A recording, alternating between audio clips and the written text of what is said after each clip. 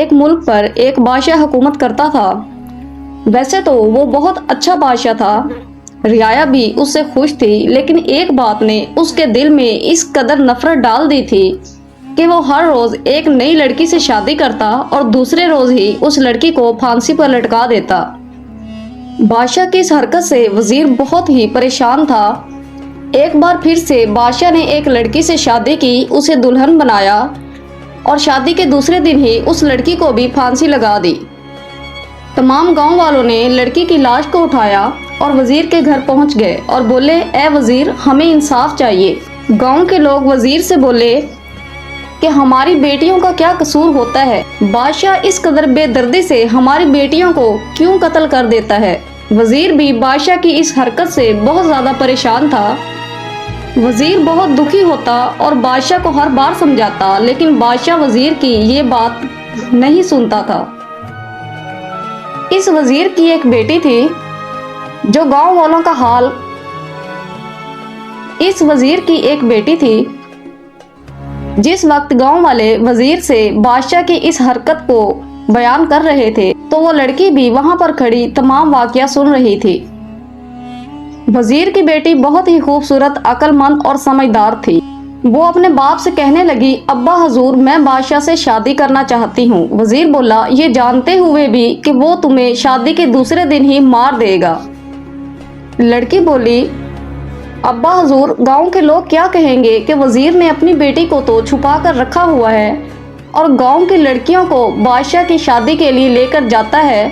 کل قیامت والے دن آپ گاؤں کے لوگوں سے یہ بات کہہ سکیں گے کہ جس طرح وہ گاؤں کی لڑکیوں کو نہیں بچا سکا، اسی طرح وہ اپنی بیٹی کو بھی نہیں بچا سکا۔ اس لیے ابا حضور، آپ میری شادی بادشاہ سلامت سے کر دیجئے۔ اور ویسے بھی ابا حضور، زندگی اور موت تو خدا کے ہاتھ میں ہے۔ وزیر اپنی بیٹی سے بہت محبت کرتا تھا، لیکن بیٹی نے بہت مجبور کیا تو وہ اس کی بات مان گیا۔ دوسری طرف بادشاہ اپنے محل میں موجود تھا۔ رات کا وقت تھا لیکن اسے نیند نہیں آ رہی تھی۔ وہ گزرے ہوئے وقت کو سوچ رہا تھا اور بہت ہی زیادہ نفرت اس کے چہرے پر نظر آ رہی تھی۔ اسے یاد آیا کہ وہ اپنی بیوی سے کس قدر محبت کرتا تھا۔ زندگی کے دن اسی طرح گزر رہے تھے کہ ایک دن بادشاہ اچانک جب گھر آیا تو اس نے ملکہ کو اپنے خاص غلام کے ساتھ دیکھ لیا۔ اپنی بیوی کو ایک غلام کی باہوں میں دیکھنے کے بعد بادشاہ نے اپنی بیوی اور اس غلام کو قتل کروا دیا، لیکن اس سے پہلے اس نے دونوں کی ایک تصویر بنوا لی اور وہ تصویر اس نے اپنی آرام گاہ میں لگا لی۔ وہ جب بھی رات کو اپنے کمرے میں آتا تو وہ تصویر لازمی دیکھتا، جس وجہ سے اس کی نفرت کبھی عورتوں سے کم ہوئی ہی نہیں۔ وہ ہر عورت کو ایک جیسا سمجھتا تھا اور بادشاہ ہونے کا خوب فائدہ اٹھاتا تھا۔ وہ ہر روز نئی لڑکی سے شادی کرتا اور دوسرے ہی دن اسے قتل کر دیتا۔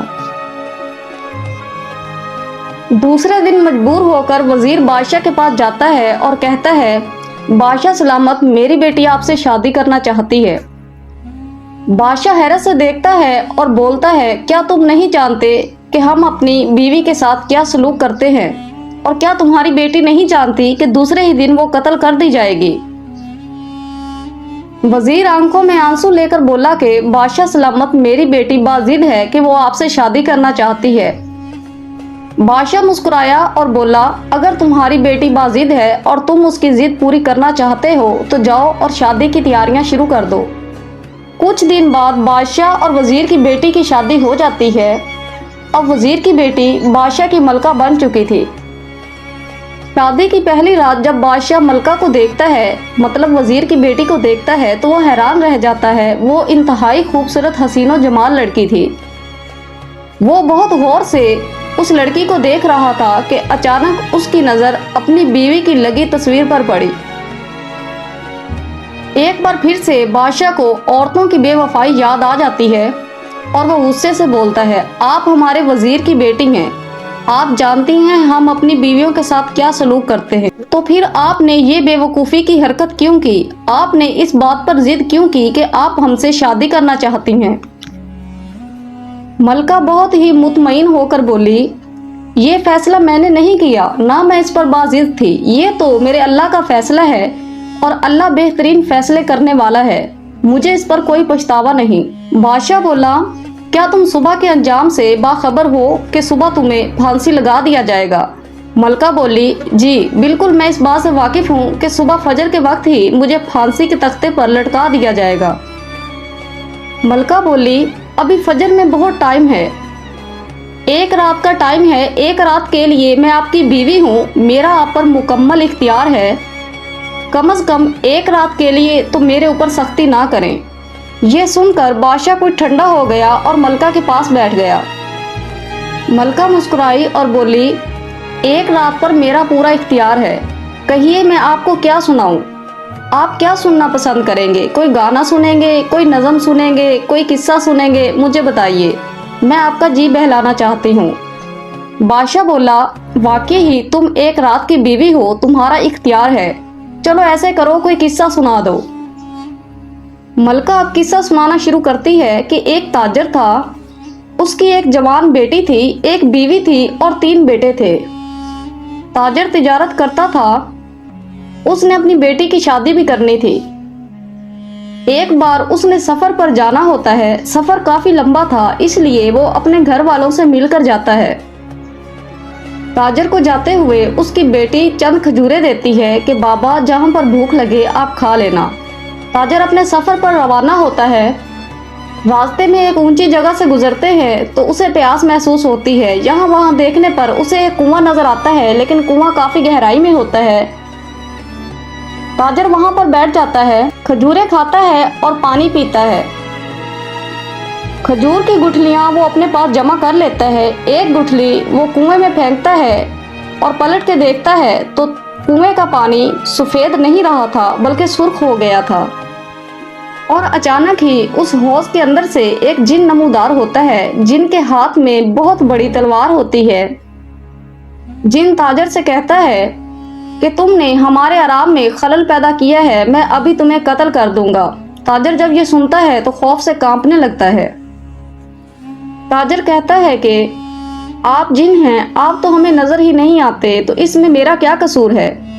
جن کہتا ہے، لیکن احتیاط تو لازمی تھی، اب تم خود کو بچانے کے بہانے نہ ڈھونڈو اور مرنے کے لیے تیار ہو جاؤ۔ جب تم نے گٹھلی پھینکی تو میرا معصوم بچہ سو رہا تھا، وہ اس کے حلق میں گئی اور میرا بچہ مر گیا۔ اب مجھے خون کے بدلے خون چاہیے، مجھے اس کا قصاص چاہیے، جو میں ہر صورت تم سے وصول کروں گا۔ تاجر یہ سن کر بے حد غمگین ہو گیا اور اسے پتہ چل گیا کہ اب کوئی راہ ممکن نہیں، تو اس نے کہا کہ اگر مجھے مارنے سے تمہارا بدلہ پورا ہو جائے گا تو میں تیار ہوں، لیکن میری ایک شرط ہے۔ جن بولا، وہ کیا؟ تاجر بولا، کیونکہ میں ایک تاجر ہوں، میرے پاس بہت سے لوگوں کی رقم اور سامان موجود ہے، وہ دیکھو جو میں گھوڑوں پر لاد کر اپنے ساتھ لے کر جا رہا ہوں، اور میری ایک جوان بیٹی بھی ہے جس کی میں نے شادی کرنی ہے۔ مرنے کے بعد قبر کی مٹی کا بوجھ تو میں اٹھا لوں گا، لیکن مرنے کے بعد میں ان سوالات کے جواب اللہ کو نہیں دے سکوں گا۔ مجھے اتنی فرصت دے دو کہ میں لوگوں کے قرض اتار سکوں اور اپنی بیٹی کی شادی کر سکوں، تو اس کے بعد تم اپنا بدلہ لے لینا۔ یہ سن کر جن بولا، بہانے گھڑنا بند کرو، تم کسی صورت یہاں سے بچ کر نہیں جا سکتے۔ تاجر بولا، ٹھیک ہے، تم مجھے قتل کر دو، قیامت کے دن میں بھی تمہارا گریبان پکڑوں گا کہ تمہاری وجہ سے میرے بہت سے فرض جو میں پورے نہ کر سکا اور میرے اوپر قرض رہ گئے۔ ملکہ ابھی یہ قصہ سنا ہی رہی تھی کہ فجر کی اذانیں ہونا شروع ہو جاتی ہیں۔ ملکہ خاموش ہو جاتی ہے تو بادشاہ سلامت بولتے ہیں، کیا ہوا؟ قصہ سنانا کیوں بند کر دیا؟ مجھے بتاؤ کہ کیا جن نے اس تاجر کو مار دیا یا اسے موقع دیا؟ ملکہ بولی، رات ختم تو بات ختم، رات ختم ہو چکی ہے، میں آپ کو آگے کہانی کس طرح سے سناؤں؟ میرے مرنے کا وقت ہو گیا ہے، وہ سنیے، اذانیں ہو رہی ہیں۔ بادشاہ اصرار کرنے لگا کہ مجھے بتاؤ اس جن نے تاجر کو مار دیا یا چھوڑ دیا؟ ملکہ بولی، کہانی بہت طویل ہے، اسے سنانے کے لیے بہت سا ٹائم چاہیے، لیکن میرا ٹائم ختم ہو چکا ہے۔ بادشاہ بولا، تم فکر نہیں کرو، قصہ جاری رکھو، میں وقت کو روک لوں گا۔ ملکہ بولی، اے بادشاہ سلامت، کیا کبھی کسی کے کہنے پر وقت بھی رکا ہے؟ बादशाह बोला, हम तुम्हें एक दिन की जिंदगी और देते हैं, तुम किस्सा तो सुनाओ। लेकिन मलका बोली, बादशाह सलामत, किस्से तो रातों को सुनाए जाते हैं और वैसे भी अब दिन हो चुका है, आपके भी काम का टाइम हो गया होगा, आपने भी शाही तख्त संभालना है, बहुत से लोगों के मसले हल करने हैं। ये सुनकर बादशाह बोला, ठीक है, हम तुम्हें एक दिन और एक रात की जिंदगी और बख्शते हैं। मलका उठती है और वजू करके नमाज में मसरूफ हो जाती है। बादशाह गौर से मलका को देख रहा था कि अब तक इतनी लड़कियां मेरे पास आई हैं, सबके चेहरे पर एक खौफ होता था, लेकिन इस लड़की के चेहरे पर सुकून और इत्मीनान के अलावा कुछ भी नहीं है। और मुझे किस्सा तो इस तरह से सुना रही थी जैसे जिंदगी भर इसने मेरे साथ रहना है। खैर, किस्सा तो मुझे बहुत ही दिलचस्प लगा।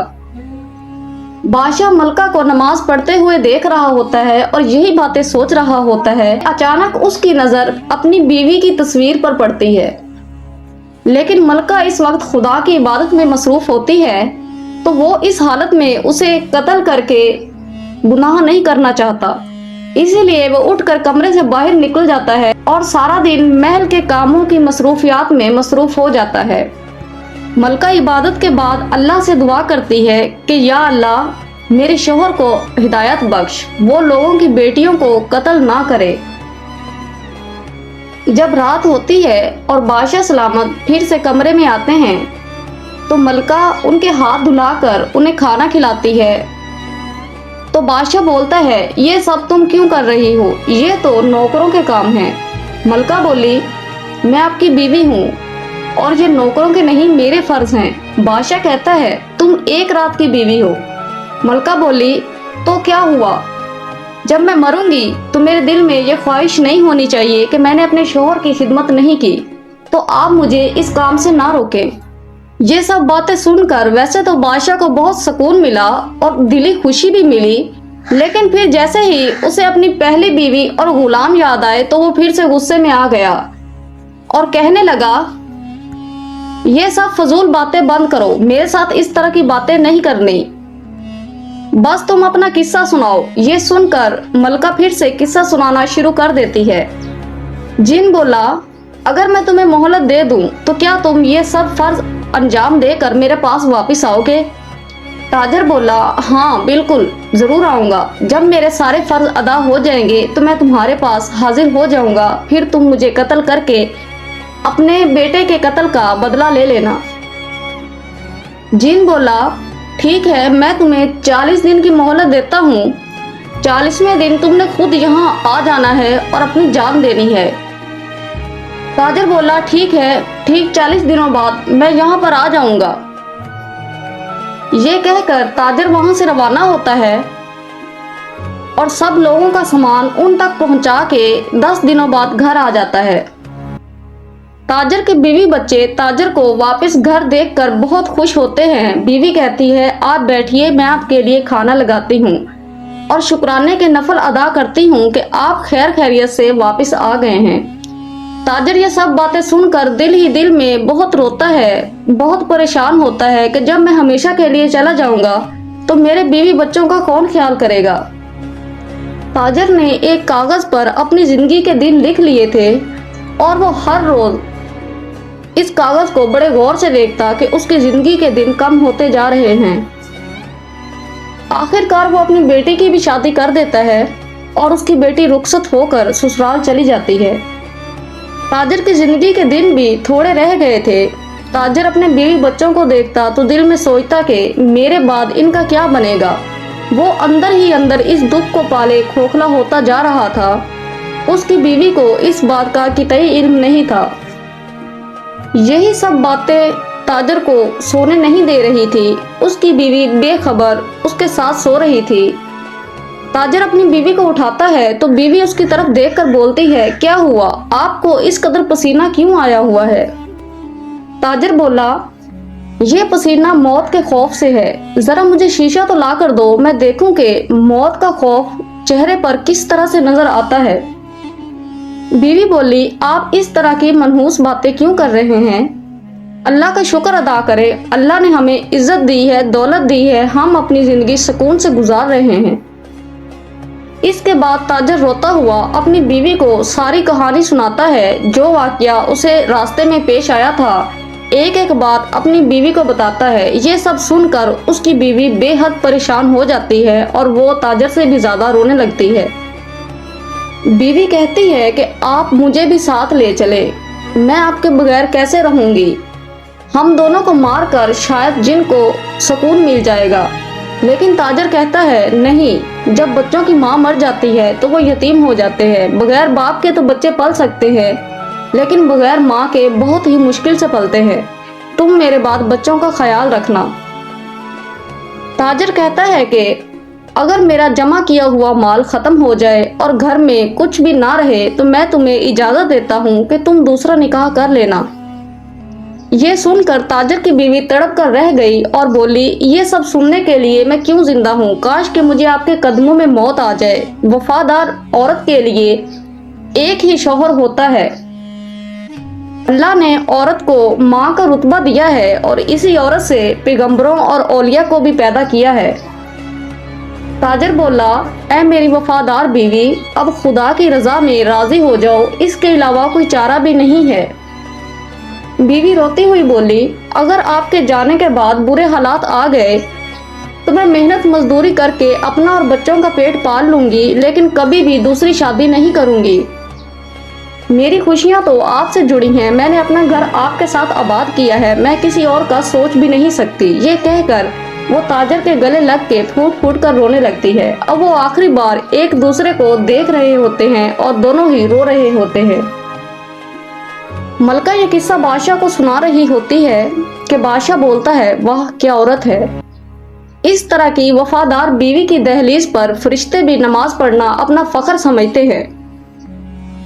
ملکہ بولی، آپ نے بالکل ٹھیک فرمایا، لیکن دنیا میں کچھ مرد اور عورتیں اس طرح کے بھی پائے جاتے ہیں جو نفس کے بہکاوے میں آ کر میاں بیوی کے رشتے کو خراب کر دیتے ہیں اور اسے ناپاک کر دیتے ہیں۔ انہی بدکار لوگوں کی وجہ سے نیک عورتوں اور نیک مردوں پر بھی انگلیاں اٹھائی جاتی ہیں اور انہیں بھی بدنام کیا جاتا ہے۔ یہ سن کر بادشاہ کسی سوچ میں ڈوب جاتا ہے اور سر جھکا لیتا ہے۔ ملکہ قصہ آگے جاری رکھتے ہوئے بولتی ہے، صبح ہوتے ہی تاجر اپنے سفر کے لیے روانہ ہو رہا ہوتا ہے۔ تاجر کے بیوی بچے تاجر کو دیکھ کر رو رہے ہوتے ہیں اور گلے مل رہے ہوتے ہیں۔ آخری سلام کرنے کے بعد تاجر سفر کے لیے نکل جاتا ہے اور لمبا سفر طے کرنے کے بعد وہ اس مقام پر جا پہنچتا ہے جہاں اس نے اپنی جان دینی ہوتی ہے۔ تاجر اس کنویں کے پاس پہنچ کر آواز دیتا ہے، اے شہنشاہ جن، میں نے اپنا وعدہ وفا کر دیا، میں حاضر ہوں، میرے 40 دن پورے ہو گئے ہیں، جلدی سے آ جاؤ اور تم بھی اپنا بدلہ لے لو۔ جن باہر آتا ہے اور بولتا ہے، کمال کی بات ہے، عجیب نوجوان ہو تم، جو اپنی جان دینے خود ہی آ گیا۔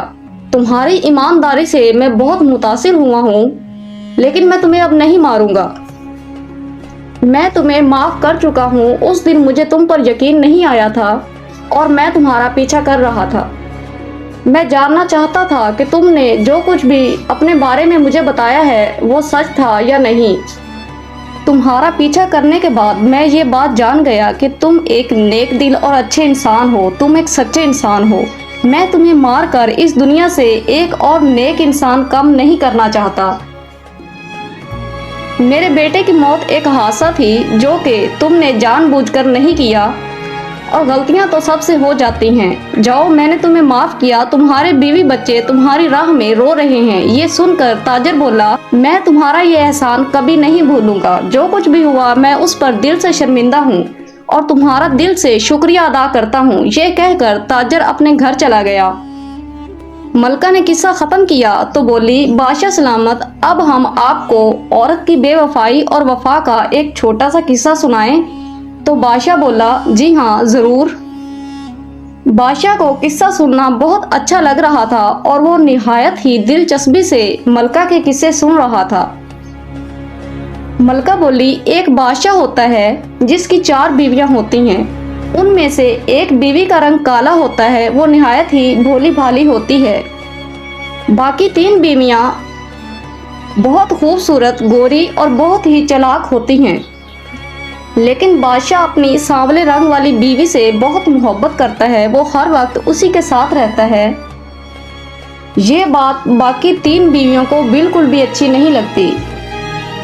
ایک دن تینوں بیویاں بادشاہ کے پاس آتی ہیں اور بولتی ہیں کہ آپ ہم سے اتنی محبت نہیں کرتے، ہم تینوں بہت خوبصورت ہیں، جبکہ آپ کی چوتھی بیوی خوبصورت بھی نہیں ہے اور وہ آپ کے شان شایان نہیں، لیکن پھر بھی آپ اسی سے محبت کرتے ہیں، ہم تینوں سے اتنی محبت کیوں نہیں کرتے؟